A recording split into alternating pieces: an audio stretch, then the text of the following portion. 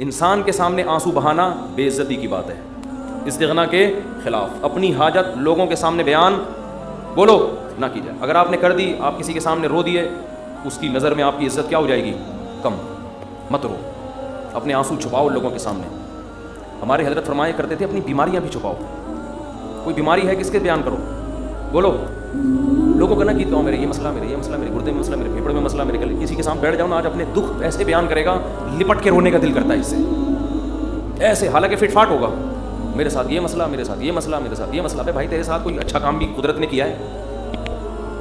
حضرت حکیم الامہ مولانا شرف علی تھانوی رحمہ اللہ تعالیٰ کو حضرت ڈاکٹر عبدالحی صاحب رحمہ اللہ نے خط لکھا، مسئلے لکھے نا، حضرت یہ مسئلہ، یہ مسئلہ، یہ ٹینشن، یہ پریشانی، یہ پریشانی، یہ پریشانی، یہ پریشانی، آپ دعا فرمائیں۔ تو انہوں نے لکھا افسوس ساری ناشکری کی باتیں لکھی ہیں، شکر کا ایک جملہ بھی بولو نہیں لکھا۔ پہلے شیخ اس طرح کے ہوتے تھے کہ آپ کے اندر جو فالٹ ہے نا اس کی اصلاح کرتے تھے، اب بھی ہوتے ہیں، بہت سے لوگ اچھے ہیں، لیکن بہت سے ڈرامے بازی بھی آ گئی ہے اس میں۔ آج ایک آدمی نے مجھے بتایا کہ اچھا بھلا ایک رشتہ ہو رہا تھا میرا، تو لڑکی کے ابا جو ہیں ان کے کوئی شیخ، ان کے کوئی بزرگ ہیں، ان لڑکی کے ابا نے بزرگ سے پوچھا کہ میری بیٹی کے لیے فلاں کا رشتہ آیا ہے، بزرگ نے استخارہ نکال کے منع کر دیا۔ یہ بھی ایک مبالغہ ہے، غلو ہے۔ اپنے بچوں کی شادی میں اپنے شیخ سے پوچھنے کی آپ کو ضرورت؟ دیکھو شیخ پیر و مرشد کا مطلب کیا ہوتا ہے، وہ آپ کو اللہ اللہ سکھائے، آپ کو دین کی باتیں سکھائے، آپ اس سے شریعت سیکھو، اللہ سے تعلق سیکھو۔ شادی بھی اپنی مرضی سے کرو، آپ ہر چیز میں شیخ سے پوچھا جا رہا ہے، تو بھائی وہ آپ کے گھر کے حالات آپ سے زیادہ نہیں جانتا۔ باپ جتنا اچھا بیٹی کے لیے فیصلہ کر سکتا ہے، ماں جتنا اچھا فیصلہ کر سکتی ہے، پیر و مرشد نہیں کر سکتا۔ پتہ نہیں کیا بنا لیا لوگوں نے پیر و مرشد کو، اپنی شادی بھی پیر صاحب جہاں کہیں گے وہاں ہوں گی، بچے کی شادی بھی پیر صاحب۔ وہ بھائی پیر ہے یہ تمہارا باپ ہے، یہ خدا ہے، یہ پیر صاحب اللہ اللہ سیکھنے کے لیے، ان کو بولیں بس اللہ اللہ سکھائیں، ٹھیک ہے نا، اس کے علاوہ۔ مجھ سے لوگ آ کے، بہت سے عقیدت مند لوگ ہیں، مجھ سے آ کے پوچھ رہے ہوتے ہیں میری بچی کا یہ مسئلہ وہاں کر دوں۔ میں کہتا ہوں نہ میں آپ کی بچی کو جانتا ہوں، نہ میں اس کم وقت کو جانتا ہوں معذرت کے ساتھ جس سے آپ کی بچی کی شادی، میں کہاں مشورہ دوں گا، خود فیصلہ کرو بھائی۔ تو اتنا زیادہ اپنے گھروں میں یہ جو پیر و مرشد ٹائپ کی چیزیں ہیں، جو اور ایک نمبر پیر ہوگا نا وہ یہی مشورہ دے گا، کہے گا بھائی اللہ اللہ سیکھو، مجھے کیا پتا کہ آپ نے کہاں شادی کرنی ہے کہاں نہیں کرنی ہے، تو آپ کا گھریلو معاملہ ہے۔ طلاقیں دے رہے ہیں پیر سے پوچھ کے، طلاقیں کس سے پوچھ کے دے رہے ہیں؟ پیر و مرشد سے پوچھ کے۔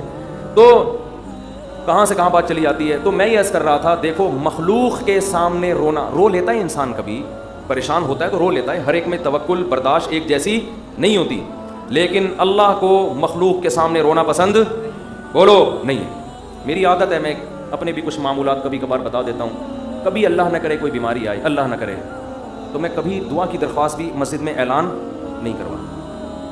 جیسے 8-10 سال پہلے مجھے ملیریا ہو گیا تھا، کافی بھی رمضان میں ہوا، کافی بیمار، اور ملیریا بھی اپنی حماقتوں سے ہوا، احتیاط نہیں کی، اور ہو گیا تو بھی ٹیسٹ نہیں کرایا۔ فنٹر گیری چل رہی تھی اس وقت، تھوڑی انسان ذرا اور ینگ ہوتا ہے تو فنٹر پنا اس میں زیادہ ہوتا ہے، ٹیسٹ کروا لیتا ہے، ٹائم پہ علاج ہو جاتا تو مسئلہ نہیں بنتا۔ بخار ہوا، اتر رہا ہے، چڑھ رہا ہے بخار، فنٹر گیری میں ہی ہم زندگی گزار رہے ہیں، وہ بہت ہی خطرناک ہو گیا۔ یہاں مؤذن، میں مارکیٹ سے شارٹ ہو گیا، 10-12 سال پرانی بات ہے۔ مارکیٹ سے جب بھی کوئی چیز شارٹ ہوتی ہے جو ہر وقت اویلیبل ہو تو لوگوں کو ٹینشن ہوتی ہے۔ مؤذن صاحب نے یہاں اعلان کر دیا امام صاحب کی طبیعت بہت خراب ہے، تمام حضرات سے دعاؤں کی درخواست۔ میں نے مؤذن صاحب کی کھنچائی کی، میں نے کہا میں نے آپ کو کہا ہے کہ آپ پبلک کو بتائیں کہ امام صاحب کی طبیعت خراب ہے، کیا ضرورت ہے شور مچانے کی؟ طبیعت کا ٹھیک ہونا، طبیعت کا خراب ہونا، یہ سب چیزیں نیچرل ہیں، نارمل ہیں، کبھی ٹھیک ہوگا، کبھی خراب ہوگا، کبھی مرے گا، کبھی جیے گا، ہر چیز کی مسجد سے اناؤنسمنٹ۔ پھر لوگوں کے فون آنا شروع، سنا ہے آپ بیمار ہو گئے، وہ ایک درد سر بن جاتا ہے انسان کے لیے۔ صرف ان لوگوں کو انسان بتا دے، اپنے چند بزرگوں کو جن سے اسپیشلی دعا کی درخواست کی جا سکتی ہے، بھائی طبیعت خراب ہے، آپ سے کہہ رہا ہوں کہ آپ میرے لیے دعا کریں۔ شور مچانے کی، لوگوں میں پبلش کرنے کی اس کو کی ضرورت نہیں ہے، یہ اللہ کو پسند نہیں ہے یہ عادتیں۔ آج اب دیکھو آبادی بڑھ رہی ہے نا، میں ہر نماز میں کوئی پرچی آ رہی ہوتی ہے، میرے فلاں کا بیمار ہے ان کے لیے دعا کرا دیں، میرے چچا کی طبیعت خراب ہے ان کے لیے دعا کرا دیں، میرے فلاں کا انتقال ہو گیا ان کے لیے دعا کرا دیں۔ اس کا کیا ہوتا ہے، میرے دماغ میں ان کا نام رکھنا مشکل ہو جاتا ہے۔ نام رکھنا کیا ہو گیا، الحمدللہ، اللہ گلے کا توق، ایک توق ختم ہو گیا۔ تو ایک دن ایسا ہوا، فجر کے بعد پرچی، ظہر کے بعد پرچی، اب میں پوری نماز میں بندے کا نام دماغ میں رکھا ہوا ہے کہ وسیم سجاد جو حلیم کی دیکھ والے ہیں، ان کی طبیعت سیٹنگ چل رہی، نماز کے بعد دعا کرانی، کیونکہ نہیں کرو پھر لوگ ناراض ہوتے ہیں، آپ کو بولا تھا ان کے لیے دعا کراؤ، یا تو پرچی وہاں لے جا کے رکھ دیں نا، زبانی میں اور ٹینشن۔ ایک دن ایسا ہی ہو گیا، مجھے پاس ایک ظہر میں ایک صاحب آئے کہ جی وہ فلاں کی طبیعت خراب ہے۔ میں نے کہا یار میں ہول سیل کے حساب سے دعا مانگ لوں گا، اے اللہ جس کی بھی طبیعت خراب ہے ٹھیک کر دے یا عافیت سے اٹھا لے، یہ تو نہیں میں نے کہا خیر ٹھیک کر دے اس کو۔ اور جو دنیا سے جا چکے ہیں اللہ ان سب کی. یہ تو چلتا رہے گا بھائی, کوئی مرے گا کوئی جیے گا. امام کو کیا مرغا بنایا ہوا ہے, کیا بنایا ہوا ہے آپ لوگوں نے امام کو؟ پورے محلے کی رپورٹیں اس کو, ہر گھر میں وہ فلاں بیمار فلاں. میں نے کہا, انہوں نے کہا نہیں, اجتماعی دعا میں یہ ہوتا ہے اللہ ہو سکتا ہے کسی کی سن لے, اللہ ہو سکتا ہے کسی کی سن لے. شاید وہ ادھر کونے میں ایک بندہ بیٹھا ہوا اس کی ٹھا کر کے اوپر. میں نے کہا دیکھو دعا اس کی زیادہ قبول ہوتی ہے جو درد دل سے مانگتا ہے, اور درد دل سے آپ کے ریلیٹو مانگیں گے. کسی کو کیا پتا کہ سجاد حلیم والا کون ہے, وسیم کباڑ والا کون ہے, سلیم گولے گنڈے والا کون ہے, اور شریف پنچر والا کون ہے, کسی کو کیا پتا یار. جب اس طرح دعائیں مانگیں گے لوگ کہیں گے اللہ ہے ٹھیک کر دے, تیری مرضی, نہیں بھی کر تو کوئی اتنی بڑی ٹینشن والی بات نہیں ہے. آپ اپنے خاص خاص محبت والے چاہنے والوں کو بتایا کرو. کوئی بزرگ ہیں جن سے تعلق ہے, یا امام سے خود کہہ دو کہ مفتی صاحب میرے فلاں کی طبیعت خراب ہے, آپ دعا کر دیں, کیونکہ آپ کو عقیدت ہے امام صاحب سے شاید ان کی دعا, تو انسان کھڑے کھڑے وہی دعا کر دے. یہ سنت ہے. صحابہ نبی کے پاس آ کے یہ نہیں کہتے تھے کہ مسجد نبوی میں فلاں کے لیے دعا کروا دیں. صحابہ یہ کہتے تھے یا رسول اللہ آپ میرے لیے یہ دعا کر دیں. نبی اسی وقت کھڑے کھڑے ان کے لیے دعا کرتے تھے, اور بہت دفعہ سامنے قبول بھی ہو جاتی تھی. نبی صلی اللہ علیہ وسلم نے ایک دفعہ ارشاد فرمایا کہ میری امت کے 70,000 لوگ بغیر حساب کتاب کے جنت میں داخل ہوں گے جو اللہ پہ بہت زیادہ توکل کرتے تھے. تو ایک صحابی کھڑے ہوئے حضرت عکاشہ مجمع میں, انہوں نے کہا یا رسول اللہ میرے لیے دعا کر دیں, میں بھی انہی میں سے ہوں. یہ نہیں کہا یا رسول اللہ میرے لیے 27ویں رات کو سب کے سامنے دعا کروا دیے گا, بس یا رسول اللہ آپ میرے لیے بھی دعا کر دیں. آپ نے فرمایا اللہ اللہم اجعل عکاشۃ منہم, اے اللہ عکاشہ کو بھی ان لوگوں میں شامل کر دے. جب حضرت عکاشہ کی دعا نبی نے مانگی صحابہ کو تو جوش پیدا ہو گیا. ایک اور صحابی کھڑے ہوئے, یا رسول اللہ میرے لیے بھی دعا کر دیں کہ اللہ مجھے بھی ان میں سے کر دے. آپ نے فرمایا سبقک بہا عکاشہ, عکاشہ سبقت لے گئے. کیا مطلب, حدیث کا مفہوم کیا ہے کہ اللہ نے یہ فضیلت اس کے لیے رکھی تھی جو اس فضیلت پہ بہت زیادہ حریص ہو, اور یہ حرص عکاشہ میں ہے کیونکہ انہوں نے کسی اور کے کھڑے ہونے کا انتظار نہیں. یہ بذریعہ وہی نبی کو پتہ چلا نا کہ یہ اللہ اسی کے لیے قبول کرے گا جو پہلے نمبر پہ کھڑا ہو کے دعا مانگے گا, دوسروں کے لیے آپشن نہیں ہے. تو نبی سے تو ڈائریکٹ درخواستیں کی گئی ہیں. اس طرح علماء سے کہنا چاہیے کہ حضرت میرے فلاں کا مسئلہ ہے, یہ دعا کرا دیں, یہ کر دیں آپ دعا, تو یہ ٹھیک ہے. لیکن اجتماعی پرچیاں دے دے کے دعائیں کبھی کبھار ٹھیک ہے, اس کا معمول بنانا ٹھیک نہیں ہے. اپنے غم کو کس کے سامنے بیان کریں, اللہ کے ساتھ. اس کو پبلش کرنا آج فلاں کے ساتھ یہ مسئلہ مجھے اچھا نہیں لگتا, کبھی ذرا سی طبیعت خراب ہوئی, وہ ملیریا ہو گیا تھا, تو یہاں پھر دعائیں شروع, مفتی صاحب بیمار, ابے بھائی اللہ کے سامنے بیان کرو, کیوں پبلک, پھر تبلیغ ترس کھا رہی ہے. اچھا نہیں لگتا کہ کوئی آپ پہ آ کے ترس کھائے, بیچارہ کہے آپ. لوگ کہیں گے مفتی صاحب بیچارے, مجھے تو اچھا نہیں لگتا بھائی, مجھے آ کے کوئی کیا کہے, بولو بیچارہ. بھائی ہم تو بیچارے نہیں, ہم اللہ کے سامنے بیچارے ہیں, آپ کے سامنے فنٹر ہیں ہم. ایسے ہی رہو, تو کون ہے اور کیا, وہ تو کون ہے, ہمیں بیچارہ. ایک شاعر کا شعر ہے بڑا زبردست, اللہ بچا کے رکھے, استغنا کے ساتھ ہی رکھے. لیکن لوگوں کے سامنے کمزوری ظاہر کرنا, ہمارے فرماتے کوئی دوا بھی کھاتے ہو نا لوگوں سے چھپ کے کھایا کرو. کوئی بھی دوا کھا رہے ہو لوگ, اپنی بیماری لوگوں کے سامنے ایسے نکلو, یہ کوئی بیماری نہیں, فٹ فاٹ, بے شک چھپ چھپ کے کچھ بھی کھا رہا ہو, ٹھیک ہے, لوگوں کے سامنے مت غم کو ظاہر کرو. تو ایک شاعر نے بڑی اچھی بات کی ہے, رہبوتک خیر من رحموتک, کہ لوگ تجھ سے ڈریں. یہ بھی غلط ہے نا, ظالم سے لوگ ڈرتے ہیں نا, لوگ تجھ سے ڈریں, لوگوں کے دل میں تیرا خوف ہو, یہ غلط ہے. لیکن اس سے بہتر ہے کہ لوگ تجھ پہ ترس کھائیں. نہیں آ رہی بات, دیکھو دو غلط چیزیں ہیں. لوگ آپ سے ڈریں, یہ بھی کیا ہے, غلط. یہ تو ظالم ہونے کی علامت ہے نا, ظلم کر رہے ہو آپ, لوگوں کو ڈرا رہے ہو. لیکن اس نے کہا یہ غلط ہے, مگر اتنا نہیں جتنا یہ غلط ہے کہ لوگ آپ پہ ترس کھائیں. یہ زیادہ غلط ہے, یہ آپ کے کمزور ہونے کی, یہ آپ کے بے عزت ہونے کی دلیل ہے. ظالم کی بھی عزت ہو جاتی ہے, ڈر سے ہوتی ہے. مظلوم جس پہ ظلم ہو رہا ہوتا ہے نا, اور وہ رو رہا ہوتا ہے ظالم کے سامنے, اس کی معاشرے میں عزت نہیں ہوتی, اور عزت بڑی چیز ہے. تو ہاں, ہر ایک کو ایک ہی لاٹھی سے نہیں ہانکنا چاہیے. ایک حد تک لوگ برداشت کرتے ہیں, اس کے بعد انسان کے حوصلے پست ہو جاتے ہیں. تو اس لیے اس تین چیزوں کا معمول ختم کریں. لوگوں کے سامنے مت بتائے کریں یہ ہو گیا فلان ہو گیا, اللہ کے سامنے روئے انسان, اللہ کے سامنے اپنی حاجت. تو لوگوں کے سامنے اپنا غم بیان کر کے رونے سے عزت بڑھتی ہے یا کم ہوتی ہے؟ کم. اللہ کے سامنے رونے سے, اپنا غم بیان کرنے سے عزت کم نہیں ہوتی, بلکہ اللہ کی نظر میں عزت بڑھ جاتی ہے. ہمارا معاملہ الٹا ہے, پبلک کے سامنے روتے ہیں اور اللہ کے سامنے روتے ہوئے ہمیں شرم آتی ہے. میں نے دیکھا لوگ دعا میں منہ پہ ہاتھ رکھ لیتے ہیں اگر ان کو کبھی رونا بھی آ رہا ہو. بھائی کھلے عام رو, کوئی مسئلہ نہیں ہے, یہ اللہ کے سامنے رو رہے ہو. ہاں, لوگوں کو دکھانے کے لیے مت رو. آج کل ٹیلی ویژن میں اس قسم کی چیزیں بھی موجود ہیں, پروگرام چل رہے ہوتے ہیں رونے کے, اشتہار لگے ہوتے ہیں ہمارے ہاں, رو رو کے دعائیں مانگی جائیں گی. آدمی حیران ہوتا ہے, تم نے پہلے سے اشتہار لگا دیا اور بالفرض تمہیں رونا نہیں آیا تو پبلک کہے گی تم نے اعلان تو یہ کیا تھا رو رو کے دعائیں مانگی جائیں گی, کم وقت رو کیوں نہیں رہا ہے. تو یہ ناٹک اور یہ ڈرامے اللہ کو پسند نہیں ہے. اور کمال کی بات یہ کہ ہمارے نبی نے فرمایا اللہ سے رو کے دعا مانگو, رونا نہ آئے تو ٹینشن کی بات نہیں ہے, رونے والی صورت بنا لو, انداز رونے والا ہو, اسٹائل رونے والا ہو, جیسے بھکاری مانگ رہے ہوتے ہیں. دیکھو رونا نہ آئے اور انداز رونے والا بنا لے, یہ رونے سے بھی زیادہ بہتر ہے, کیونکہ اللہ کہتا ہے کہ اس کے بس میں جو ہے وہ اس نے چھوڑا نہیں ہے. کیونکہ جب رونا آتا ہے تو دعا میں دل لگتا ہے, رونا نہیں آتا تو دعا میں دل نہیں لگتا, پھر بھی انسان مانگتا ہے. یہ ادا اللہ کو زیادہ پسند ہے. بہت مشکل ہے بات سمجھانا. بہت آج کل لوگ کہتے ہیں نا عبادت میں دل ہی نہیں لگ رہا. ارے عبادت میں دل لگے گا تو وہ تو مزہ آئے گا نا عبادت میں.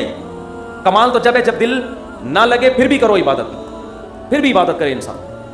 تو اللہ کے سامنے روتے ہوئے شرم محسوس بولو نہیں کرنی. جیسے اذان کہتے ہوئے شرم نہیں آنی چاہیے. سفر میں جب ہم جاتے ہیں نا, بعض دفعہ ٹرین جنگل سے گزر رہی ہوتی ہے.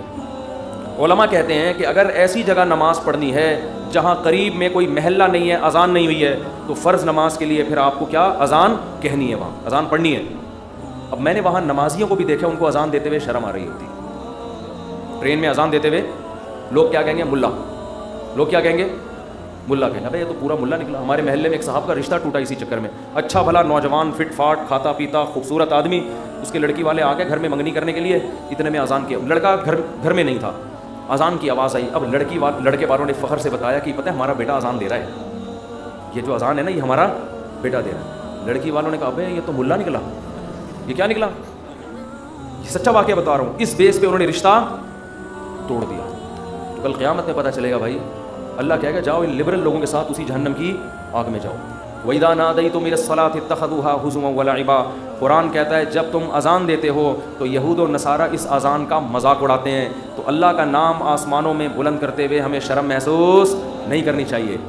اس لیے کبھی جنگل میں, ٹرین میں, جہاں ٹرین اگر اسٹیشن پہ ہے تو اذان کی ضرورت نہیں ہے, لیکن اگر جنگل میں ہے اور آپ نے فرض نماز پڑھنی ہے تو ایسے ٹرخانے والے طریقے سے نماز نہ پڑھا کرو, بلکہ پراپر طریقے سے کھڑے ہو کر قبلہ تلاش کرو کدھر ہے, پراپر طریقے سے اذان دو. اس میں اگر شرم آ رہی ہے تو اور زیادہ دو, ٹھیک ہے نا. اللہ کو بتاؤ کہ اللہ ان کم بختوں کو نماز چھوڑتے ہوئے شرم نہیں آ رہی, تو مجھے تیرا نام بلند کرتے ہوئے شرم کیوں آئے گی. اذان بہت بڑی عبادت ہے, اللہ کی کبریائی آسمانوں میں بلند ہوتی ہے. اور ایک بات اذان پہ آئی ہے تو یہ بھی بتا دوں, اذانیں بہت لمبی کھینچنا یہ سنت نہیں ہے. آج کل اذان شروع ہوتی ہے, اللہ وہ اتنا کھینچتا ہے اذان کو, اتنا کھینچتا ہے. یہ مد کہیں بھی ثابت نہیں ہے اذان میں. دیکھو اللہ اکبر میں جو الف کی مقدار ہے نا, اللہ, یہ اللہ ہی ہے بس, اللہ نہیں ہے کہیں بھی. تجوید کی روح سے ادھر مد بنتا ہی نہیں ہے. ہاں جب آپ کہتے ہیں حی علی الصلاۃ تو یہاں مد ہے, صلاح کو کھینچ سکتے ہیں, حی کو نہیں کھینچ سکتے. حی علی الصلاۃ, لوگ کیا کریں حی علی الصلاۃ, عجیب عجیب اذانیں ہو رہی ہیں. ایک دفعہ ہم کہیں گئے نماز پڑھنے کے لیے, تو اذان جب شروع ہوئی نا تو وہ کہنے لگے ایسے اسٹائل میں اذان کے, میں ابھی بتاؤں گا تو پھر وہ میم بن جائے گی اس پہ. تو بس وہ خود ہی سوچ لیں. ہم لڑکے بیٹھے تھے, ہم کو ہنسی آنے لگی. ہم نے کہا یہ کیا کر رہا ہے, پتہ نہیں اذان دے رہا ہے کیا کر رہا ہے. ایک امام نماز پڑھا رہے تھے, السلام, پوری نماز صحیح پڑھائی. جب وہ سلام پھرنے لگے تو السلام علیکم ورحمۃ اللہ. ہم نے کہا یار اچھا بھلا السلام علیکم ورحمۃ اللہ پڑھ رہے تھے, السلام علیکم ورحمۃ اللہ کر کے ادھر گھما. عجیب, نہ قرآن سیکھتے ہیں نہ اذان سیکھتے ہیں. جس کو کھڑا کر دو لے جا کے بس وہ شروع کر دیتا ہے. ایک امام کے پیچھے ہم نے نماز پڑھی دیہات میں, وہ پوری سورہ فاتحہ غلط پڑھ رہے تھے لیکن ان کو توئیں پڑھنا آتا تھا بس. انہوں نے نورانی قاعدے میں توئیں کا لفظ اچھی طرح سیکھ لیا تھا. تو ہوتا ہے, یہ تا نہیں ہوتا, باقی کچھ سیکھا نہیں انہوں نے. اب وہ نماز پڑھا الحمدللہ رب العالمین, حمدو کو پڑھ رہے ہیں حمدو, ہم نے برداشت کر لیا. اہدنا الصراط, سواد نہیں نکل رہے, لیکن جہاں تو آئے گی نا کہتے ہیں اہدنا الصراط المستقیم. ٹھیک, ہم کہہ رہے یار پورا غلط پڑھ رہے ہوتے ہیں, لیکن جہاں توئیں آتی ہے ایک دم. تو یہ چیزیں سیکھنے کی ہیں بھائی. اتنا موٹا موٹا قرآن یا موٹی موٹی اذان ہر مسلمان کے لیے سیکھنا ضروری ہے. تو اذانوں کو بہت زیادہ کھینچا نہ کریں. ایک تو خلاف سنت بھی ہے, دوسرا لوگوں سے پھر ادب نہیں ہوگا اذان کا. اذان کے وقت خاموش رہنا چاہیے, اذان کو غور سے سننا چاہیے. جب آپ اتنی لمبی کھینچو گے اذان تو پھر کہاں اس کا ادب ہوگا, کافی ٹائم لگ جاتا ہے اس میں. مختصر اذان دیں, مختصر, اللہ اکبر اللہ اکبر, پھر اللہ اکبر بس. اشہد ان لا الہ الا اللہ, لا پہ مد ہے, الہ پہ نہیں ہے. نہیں آ رہی بات. ہم ایسے ہی اذان دیا کرتے تھے. لوگ کہتے ہیں حرم میں اتنی لمبی اذانیں ہو رہی ہیں, وہ حرم کا ماحول ہے, ایک حرم کی ایک برکت ہے, وہاں لمبی اذان ہی تو سننے کے لیے جاتے ہیں لوگ.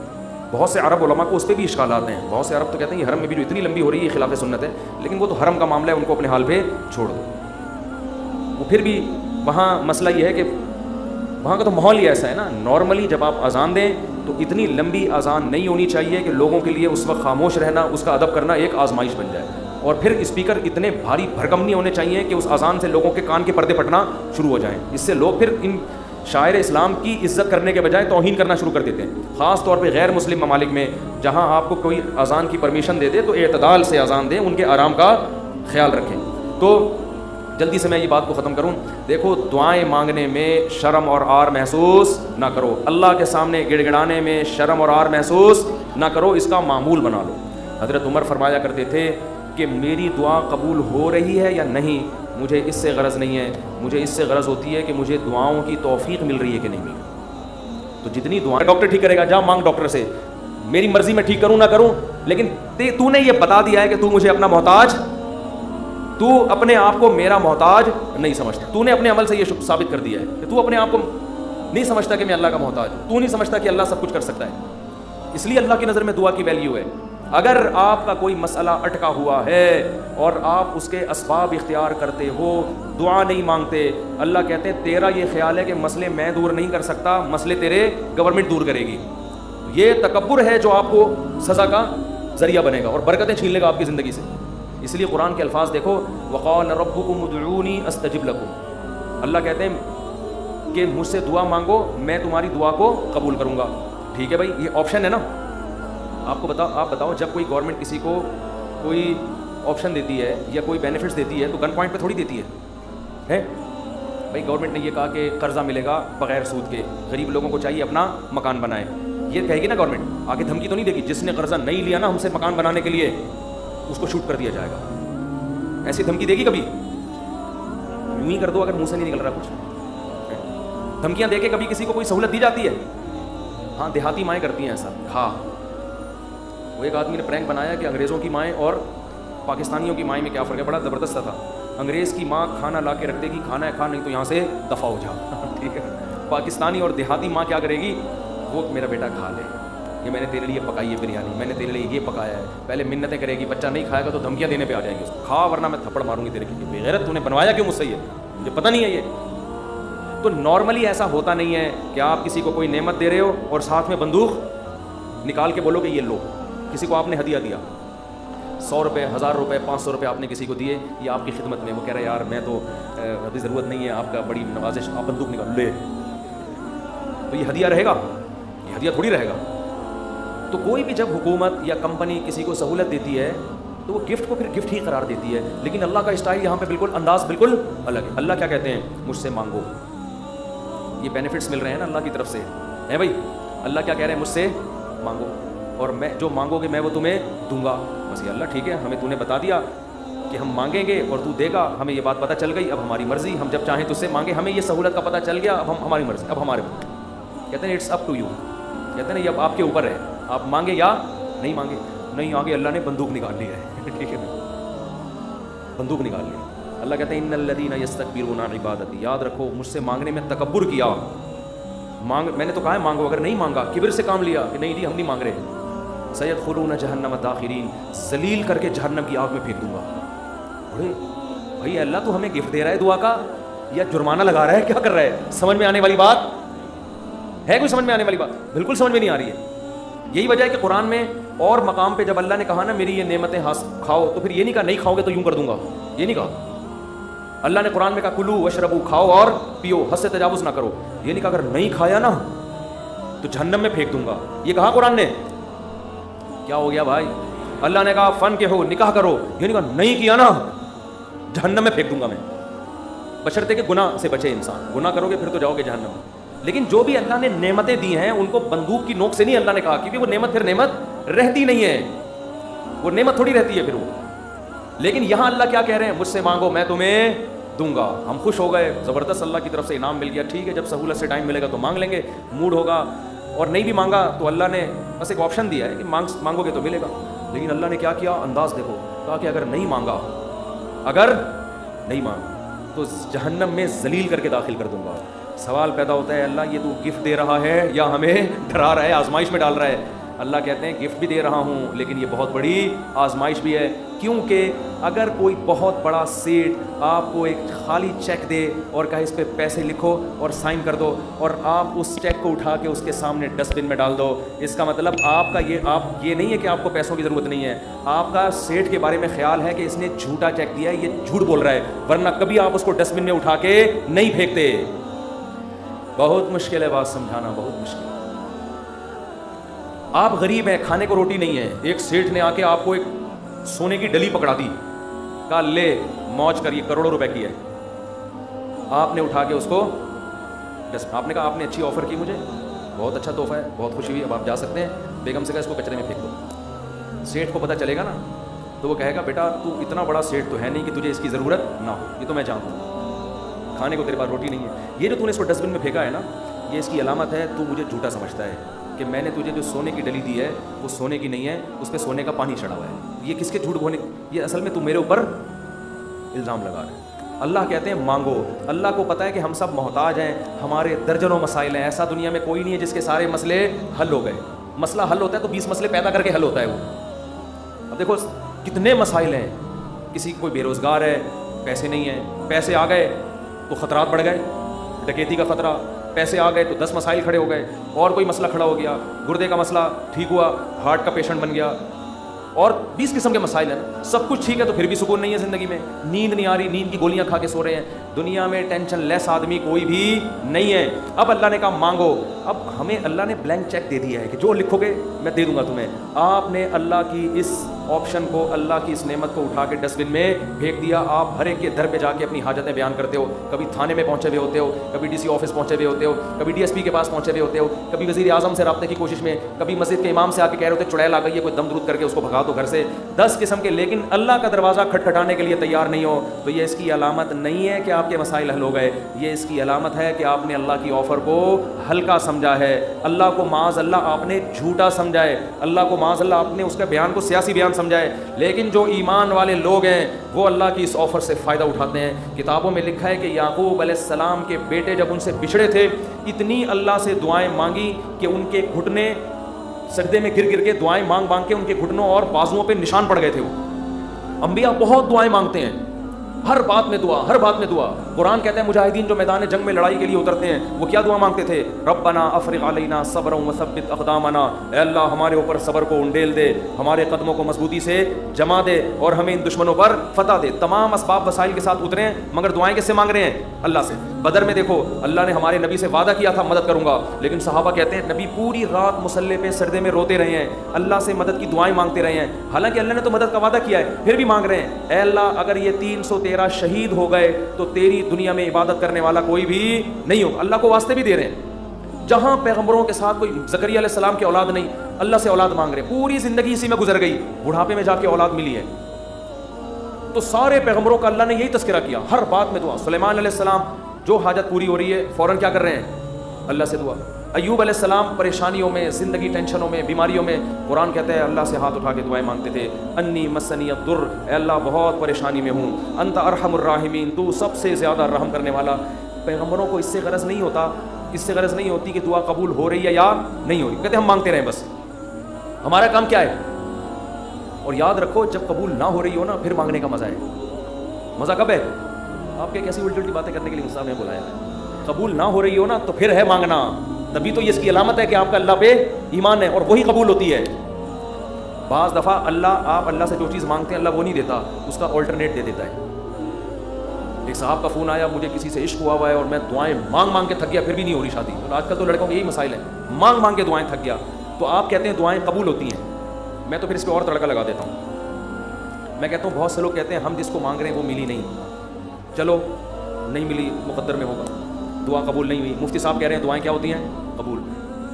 لیکن اس کی کہیں اور شادی کی خبر ہمیں مل رہی ہے, تو اللہ اگر دعا قبول نہیں کرتا تو کم از کم ایسا تو نہ کرے نا کہ اس کی کہیں شادی ہو رہی ہے اور ہمیں اطلاع مل رہی ہے. خوشی خوشی لوگ بتا رہے ہیں تمہیں پتہ ہے اس کی شادی ہو گئی, چلو یہاں تک بھی بات سمجھ میں آتی ہے.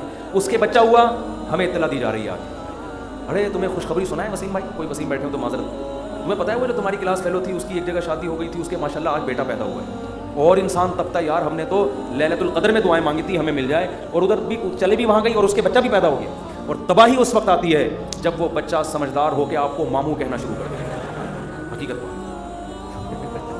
جب آپ ان کے گھر جائیں ملنے کے لیے اور وہ آپ کی پرانی گرل فرینڈ بچے کو تعارف کروا رہی ہے, تمہارے ماموں لگتے ہیں یہ رشتے میں, حقیقی تو نہیں ہے لیکن رشتے میں کیا لگتے ہیں, ماموں. تو آپ کہو گے یار یہ دعائیں قبول ہو رہی ہیں یا کیا ہو رہی ہے؟ تو اس طرح بھی ہوتی ہیں. تو ایسے لوگوں کو میں کہتا ہوں کہ جو یہ مایوس ہوتے ہیں نا, یہ قبول تو نہیں ہو رہی. وہ بھائی تو دنیا میں ایک ہی عورت پیدا ہوئی ہے کیا؟ اللہ کے علم میں یہ بات تھی کہ وہ تیرے لیے نقصان دہ تھی, ہر چیز تمہارے لیے نہیں ہے. قرآن کیا کہتے ہیں, آسان تکرہوا شیئا, بہت سی چیزوں کو تم پسند نہیں کرتے لیکن اللہ نے اس میں خیر رکھی ہوتی ہے.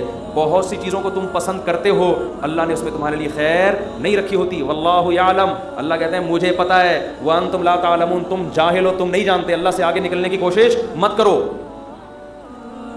سورہ کہف میں واقعہ نہیں ہے کیا کہ حضرت خضر علیہ السلام نے ایک نوجوان بچے کو قتل کر دیا تھا. موسیٰ علیہ السلام نے پوچھا کیوں مارا, ان میں ماں باپ کا کیا قصور تھا؟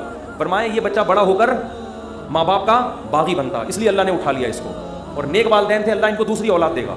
اب وہ والدین تو رو رہے ہوں گے, ہائے ہمارا بچہ اللہ نے چھین لیا ہم سے. بھائی اللہ کے علم میں یہ بات ہے کہ اس کے کا نعم البدل اللہ تمہیں عطا کرے گا, اور وہ ایسا ہوگا جو تمہاری خدمت کرے گا. ہمیں نہیں پتا, کچھوں کی اولاد نہیں ہوتی, وہ پریشان ہے, ہو کیوں نہیں, اسی میں خیر ہے. کیا بھروسہ کوئی اولاد ہو اور وہ آپ ہی کا سر بجانا شروع کر دے. وہ آپ جو جیسا چل رہا ہے اللہ سے اچھی امید رکھو, اے اللہ میرے ساتھ یہی ٹھیک, سر پہ بال اگائیں ٹھیک ہیں, نہیں یوں بولا کرو مجھ پہ ٹنڈ سوٹ کرتی ہے اس لیے اللہ مجھے بال نہیں دے. بہت سے لوگوں کے مسئلے بال ہی نہیں ہو رہے, مالشیں کر کر کے, زیتون کی مالشیں, یہ آملہ کھا لیا انہوں نے, لگانے کے بجائے نا کھانا شروع کر دیا انہوں نے, نہیں ہو رہے ہیں. ایسے لوگ ایسے گنجے دنیا میں موجود ہیں. مجھ سے آ کے پوچھ رہے ہیں آپ نے کیا کیا ہے جو آپ کے بال اگائے؟ تو بھائی ہر ایک کے نہیں اگیں گے, یہ آزمائش ہے اللہ کی طرف سے. تو اسی میں صبر کرو یار, مر کے کیا ہو جائیں گے, ختم. اسی میں اس پہ روٹیاں پکاؤ. جب ایک بڑا سر ہو نا اور بڑی خوبصورت سی ٹنڈ ہو تو میرا تو دل کرتا ہے اس کو دھوپ میں گرم کر کے اس پہ چپاتیاں مزہ آتا ہے. سر بھی بڑا ہو اور تمیز سے بنا ہو تو ایک دم ایک ایسا ایسا فیل سا ہوتا ہے. خیر یہ تو مزہ, اس پہ ایڈریس لکھ لو, کبھی گم نہیں ہو گیا. تو اگر اللہ نے ٹنڈ دی ہے, بہت سے کام اس ٹنڈ سے لیے جا سکتے ہیں, ایڈریس لکھ دو اس پہ, تو اس کا فائدہ یہ ہوگا کہ کبھی بھی گم نہیں ہوگے. خیر یہ تو میں مذاق کر رہا ہوں, لیکن اللہ نے جو آزمائش مقدر کی ہے, کیا کرو بھائی, صبر. خواتین پریشان ہوتی ہیں, بچے مر جاتے ہیں بعض دفعہ بچپن میں. نبی نے کیا فرمایا, جس عورت کا بچپن میں بچہ مر گیا اور اس نے صبر کیا, میں اس کے لیے جنت کی ضمانت لیتا ہوں. بے صبرے لوگ اللہ کو پسند نہیں ہیں. ہم نے اپنے بچپن میں ایسی عورتیں بھی دیکھی ہیں, جوان بیٹا مر گیا, آنسو نکل رہے ہیں ان کے, میں نے خود اپنی آنکھوں سے دیکھا, آنسو نکل رہے ہیں ماں کے, لیکن اللہ سے کہہ رہی ہے اے اللہ یہ آنسو میرے اختیار میں نہیں ہے اس لیے رو رہی ہوں, کہیں تو مجھے بے صبرے لوگوں میں شامل نہ کر لینا. میں نے ایسی عورتیں دیکھی ہیں بچپن میں, جوان بیٹا مرا ہوا ہے اور ماں رو کے کیا کہہ رہی ہے, اللہ یہ میرے اختیار میں نہیں ہے اس لیے رو رہی ہوں. دیکھو ایسی عورتیں ہوا کرتی تھیں. اب تو چیخنا, چلانا, واویلا کرنا, شور شرابہ, گھروں میں چیزیں اٹھا اٹھا کے پھینکنا, اس کو سمجھتے ہیں بڑا نیک آدمی ہے یہ. صبر کرنے والے پسند ہیں. مانگتے رہو, مانگتے رہو, مانگتے رہو. اس چکر میں مت پڑو کہ کون سی قبول ہو رہی ہے کون سی نہیں ہو رہی. ہر چیز اللہ سے مانگے. نبی نے فرمایا جوتے کا تسمہ بھی ٹوٹ جائے تو کس سے مانگو, اللہ سے. اس کا مفہوم پتہ ہے کیا ہے, مطلب یہ کہ لوگوں سے مت مانگو, لوگوں سے مت مانگو. ہر حاجت کس کے سامنے پیش کرنی ہے, اللہ سے. پھر قبول ہو جائے ٹھیک ہے, نہیں ہے تو زیادہ ٹھیک ہے. اور میں نے تو اپنی زندگی میں دیکھا ہے بھائی کہ انسان حقیقت میں اللہ سے گڑ گڑا کے مانگتا ہے نا, دعا قبول ہوتے ہوئے نظر آتی ہے اس کو. دیکھو دعا کی حیثیت کیا ہے کہ آپ نے اللہ کے دفتر میں اپنی فائل جمع کرا, تسلی ہوگی, آپ کا کام اب ہو جائے گا, اب آپ ٹینشن نہ لیں. لوگ کہتے ہیں نا گورنمنٹ کے ادارے میں, بھائی ہم نے فائل جمع کرا دی ہے, اب ہمارے بس میں جو تھا وہ ہو گیا, اب یہ پروسیس سے گزرے گی, جو بھی آپ کا پلاٹ آپ کے نام ہونا ہے, گاڑی آپ کے نام ہونی ہے, گھر پہ آپ کو میسج آ جائے گا, تمیز سے بیٹھ جاؤ. بار بار جا کے وہاں پوچھتے نہیں رہو فون کر کے, سر میرا کام ہو گیا, سر میرا کام ہو گیا. بھائی فائل, پیشنٹ آپ ہاسپٹل میں, اچھے ہاسپٹل میں اگر آپ داخل کرا دیتے ہو, آپ کہتے ہو وہ بندہ سیو ہے, اب یہ ڈاکٹروں کے حوالے میں نے کر دیا, اب آپ تسلی سے. تو جب آپ دنیا میں تسلی کر لیتے ہو یار پیشنٹ ڈاکٹروں کے حوالے کر دیا, فائل گورنمنٹ کے دفتر میں جمع کرا دی ہے, تو اللہ کے ہاں دعا مانگ کے بھی مسلمان کو تسلی ہوتی ہے. میں نے اپنا ٹکڑا کس کے سامنے رکھ دیا ہے, اللہ کے. اب اس کی مرضی ہے, وہ کرے ٹھیک ہے, نہیں کرے تو بھی ٹھیک. اب میرے لیے جو فیصلہ ہوگا وہ بہتر ہوگا.